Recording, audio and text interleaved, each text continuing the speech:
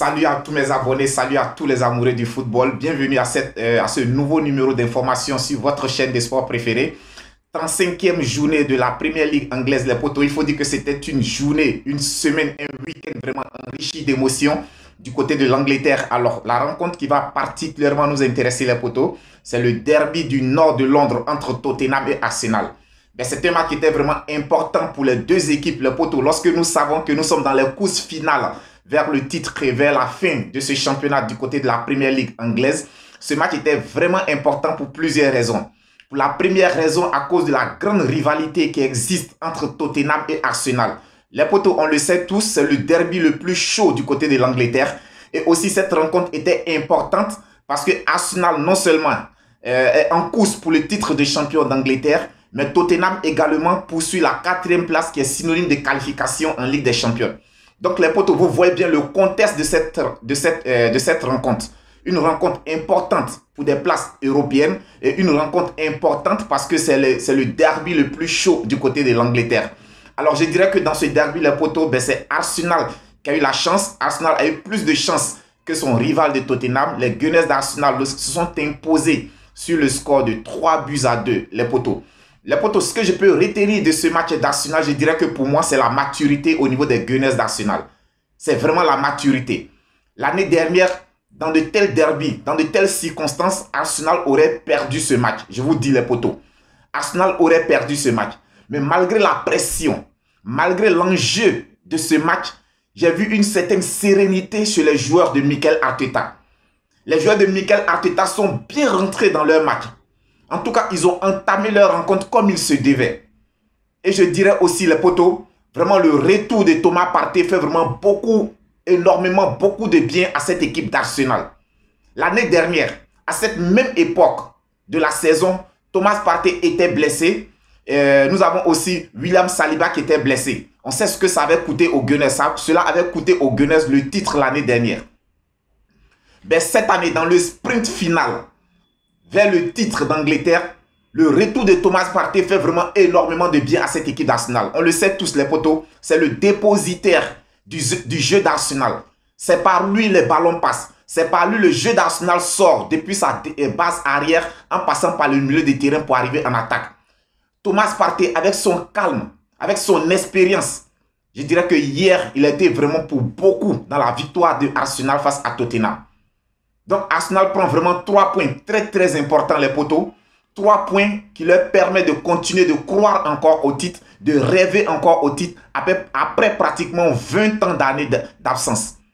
Donc les potos, je dirais que pour moi, Arsenal hier a vraiment obtenu une victoire vraiment très importante.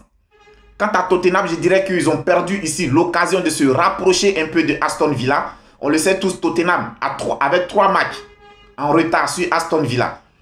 Donc en cas de victoire, ça aurait pu permettre à Tottenham de se rapprocher un tout petit peu de Aston Villa. Donc du coup, continuer de croire à la 4e place qui est synonyme de qualification en Ligue des Champions.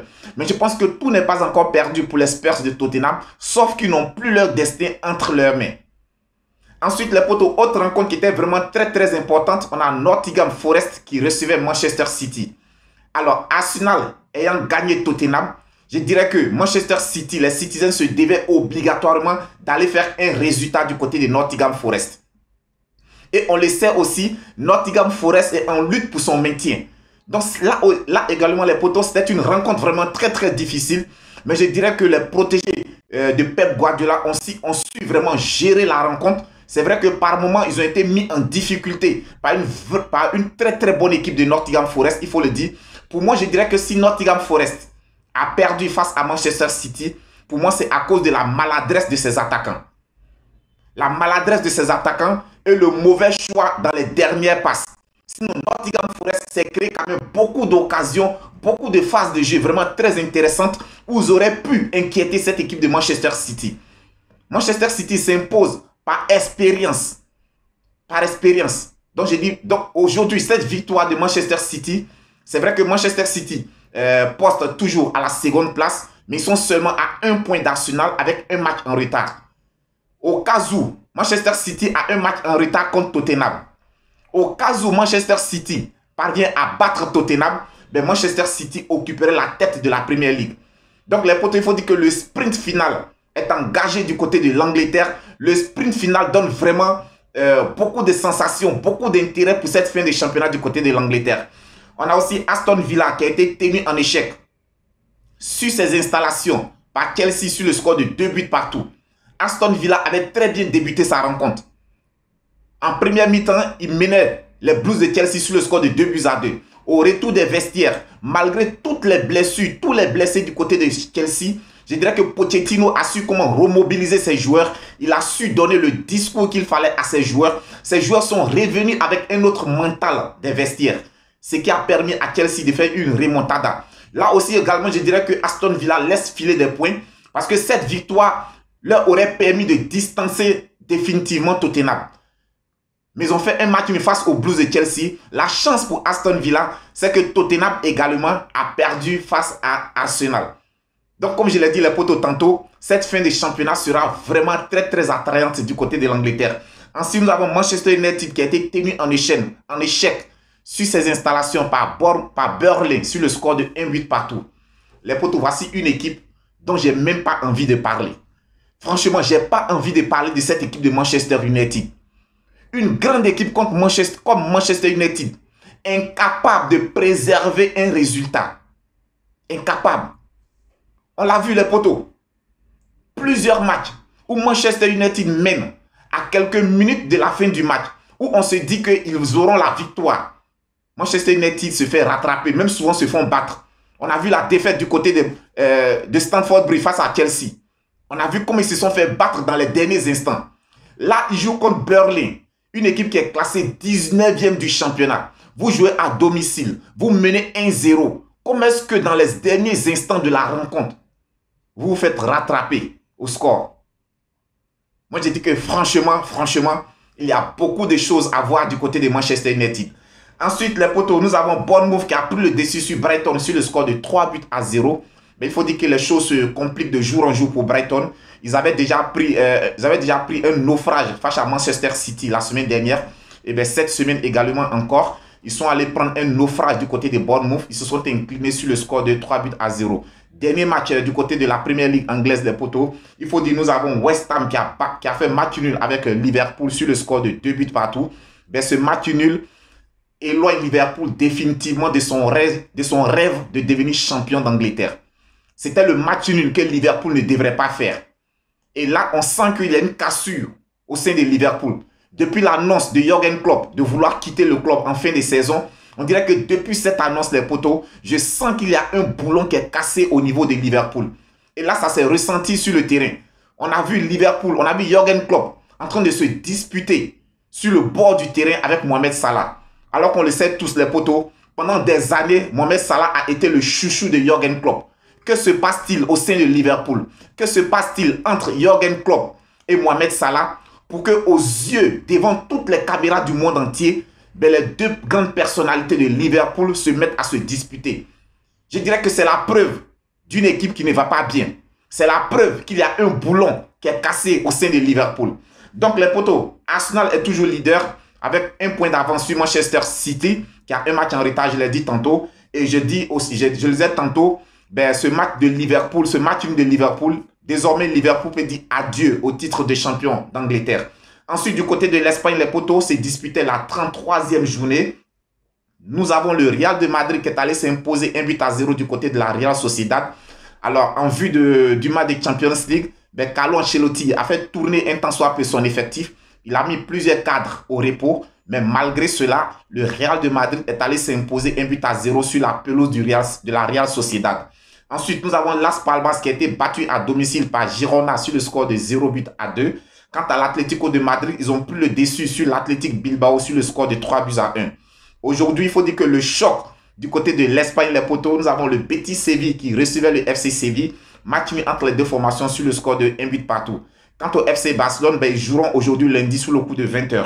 En France se disputait la 31e journée, les poteaux. Nous avons le Paris Saint-Germain qui a été tenu en échec sur ses installations par le Havre sur le score de 3 buts partout. Mais je dirais que ce n'est pas bon signe pour les Parisiens à seulement quelques jours du match aller de la Ligue des Champions. Les poteaux, le Paris Saint-Germain entendait célébrer son titre 2023-2024 à domicile. Ben, je pense que cela n'a pas été vraiment le cas parce que la fête, tout était prêt pour que la fête soit vraiment célébrée au Parc des Princes. Ensuite, les potos, nous avons Metz qui recevait Lille. Ben, les Lillois sont allés s'imposer du côté de Metz sur le score de 2-1. Quant à Lyon, ils ont pris le dessus sur Monaco sur le score de 3-2. Ben, je dirais que grâce à cette défaite de Monaco du côté de Lyon, ben, le titre est acquis du côté de Paris Saint-Germain. Donc, le Paris Saint-Germain peut dire merci aux Lyonnais qui vont les éviter encore de jouer une autre journée tendue. Grâce à la défaite de Monaco, ben, Paris Saint-Germain est sacré champion de France. Ensuite, nous avons l'Olympique de Marseille qui recevait le Racing Club de Lens. Les Marseillais se sont imposés sur le score de 2-1. Les potos, nous allons terminer cette vidéo du côté de l'Allemagne. On le sait depuis quelques semaines. On connaît le nouveau champion du côté de l'Allemagne, c'est le Bayern Leverkusen qui est champion du côté de l'Allemagne. Du côté de l'Italie, nous avons l'Inter de Milan qui est le nouveau champion du côté de l'Italie. Et les potos, pour terminer cette vidéo, nous allons parler de la la bouillante soirée de Ligue des Champions.